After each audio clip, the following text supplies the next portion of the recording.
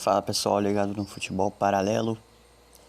Aqui é o futebol paralelo, porque eu ainda não decidi qual nome que eu vou usar, mas o meu nome é Leandro. Então, aqui é o Leandro, por enquanto, né? Ou também pra sempre, não sei se eu vou criar nome não. Enfim, vamos falar hoje sobre Eduardo Cudê, novo técnico do Atlético Mineiro. Eu sei que é um assunto já meio batido, porque é uma notícia já de 2 dias atrás, se eu não me engano, o anúncio do Cudê. Os canais grandes, tipo José Novales, por exemplo, já fez análise sobre essa contratação. Só que eu ainda não tinha criado esse canal nessa época, que no caso foi há 2 dias atrás, então eu não pude fazer a minha análise. Por isso que eu tô decidindo trazer esse vídeo aqui agora pra vocês. Então, se você for ficar aqui até o final, já não se esqueça de deixar o seu like, pra você não esquecer depois, porque eu garanto que você vai gostar desse vídeo. Se não gostar, depois é só retirar o like. Enfim, vamos direto ao assunto. O Atlético Mineiro anunciou aí, acho que foi no sábado, se eu não me engano. Se não foi no sábado, foi na sexta. A contratação do treinador argentino Eduardo Cudê. O Cudê que estava sem clube, se eu não me engano. Fez um trabalho muito bom no Celta de Vigo, no Inter, no Racing. Minha avaliação sobre a contratação. Uma ótima contratação. Uma contratação muito boa. Um técnico muito bom. Um técnico de muita personalidade. Um técnico que exige muito dos jogadores. Mas eu já vou falar um pouquinho sobre isso. Bom, na parte tática, o Eduardo Cudê gosta de usar muito um 4-3-1-2, alguma coisa assim. Eu não me lembro se é exatamente isso. Mas é uma formação que ele usa alguns volantes. Um volante que sai um pouco mais pro jogo. Os meias, e ele gosta de jogar com dois atacantes.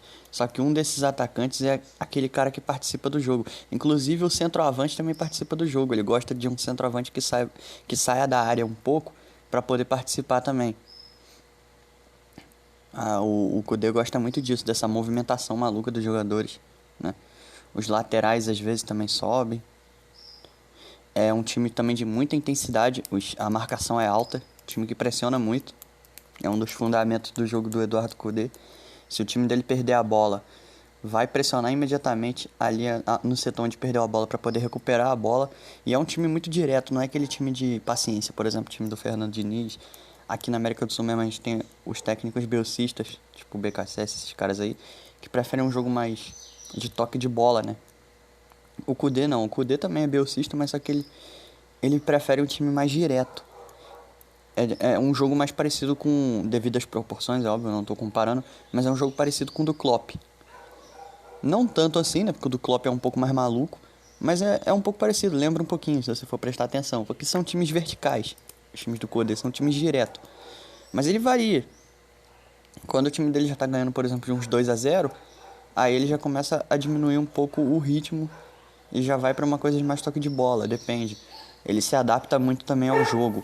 O Kudê, o Kudê é um técnico estrategista. Esse que foi o melhor da contratação do Kudê. É um técnico estrategista que vai mudar de acordo com seus adversários. Ele raramente vai abdicar por um estilo defensivo, né, o futebol reativo.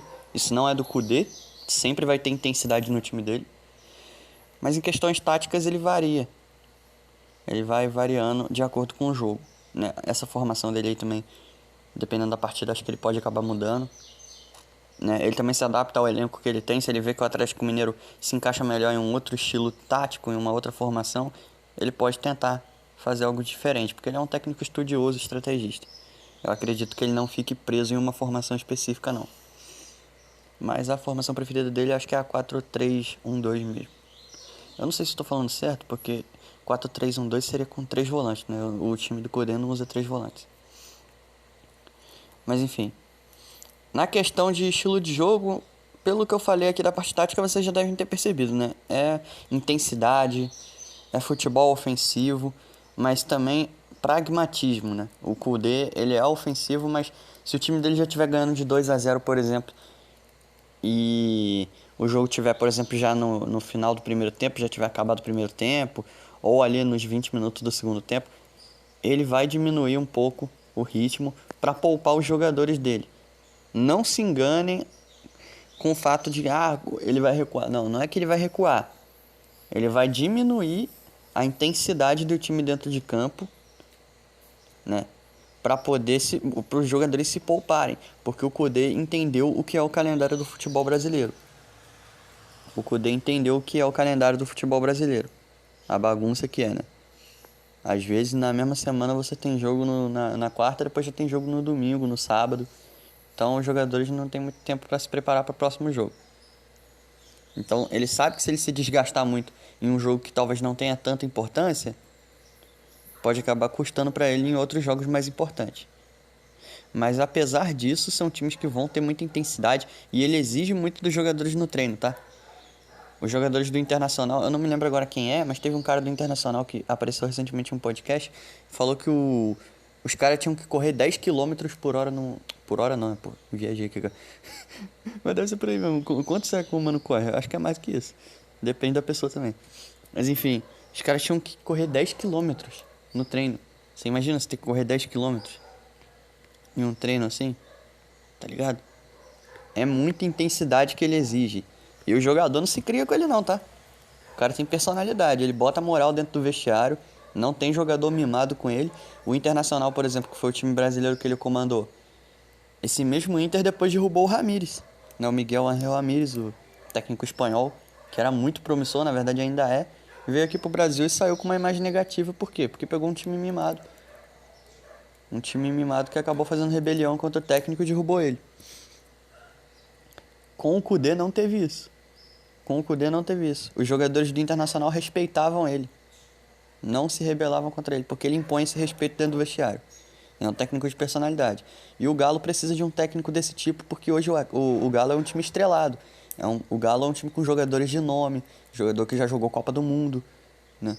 Que às vezes pode acabar achando que é mais do que é. Então o Galo precisa de um técnico de personalidade, para na hora que esses caras acharem que eles são os fodão do time, que eles podem jogar do jeito que eles quiser, na hora que eles quiser, que eles não precisam se entregar tanto nos treinos. O Kudê vai botar esses caras no banco. Pode ser o Hulk, pode ser o Keno, pode ser quem for. Ele vai botar no banco. Se ele achar que não tá se dedicando o suficiente, se ele achar que não tá jogando futebol o suficiente para estar no time, não tem essa com ele não. E o jogador respeita ele, porque ele bota moral. Ele impõe respeito dentro do vestiário. Então gostei muito da contratação do Eduardo Kudê. Acho que pode ter resultados muito bons.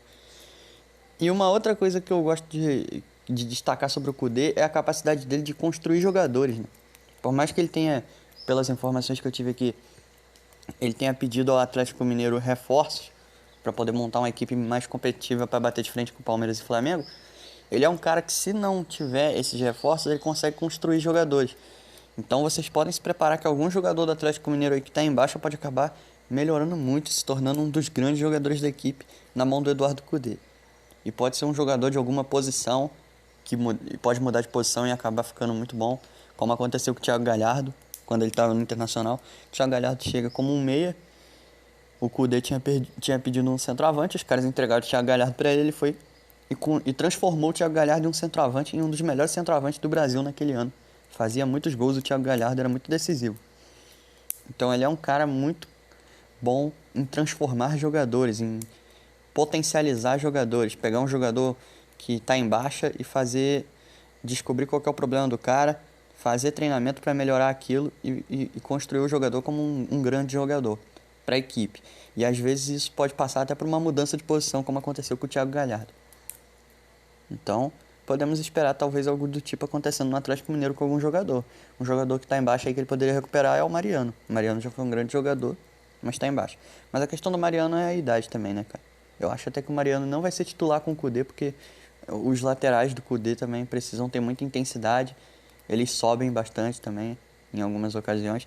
E eu acho que o Mariano não vai conseguir fazer esse jogo muito maluco, muito intenso que o Kudê exige, porque ele não tem mais idade para isso. Acho que o Mariano deve acabar sendo sacado do time do Eduardo Kudê. E aí entra a questão, né? Vai trazer o Rodinei ou vai botar o Guga? Porque o Guga é um lateralzinho bom. Se o Kudê souber construir ele, pode se tornar um dos grandes laterais do futebol brasileiro. Tem potencial para isso, né? Mas se o Galo contratar o Rodinei, vai ser uma boa também, porque o Rodinei já trabalhou com esse técnico E o Kudê conhece o Rodinei, provavelmente vai saber muito bem como usar o Rodinei. E se ele já tá em alta agora, imagina na mão de um técnico desse, né? O que esse cara não vai fazer? Enfim. Espero que vocês tenham gostado do vídeo. Se gostaram, deixa o like aí, se inscrevam. E até a próxima.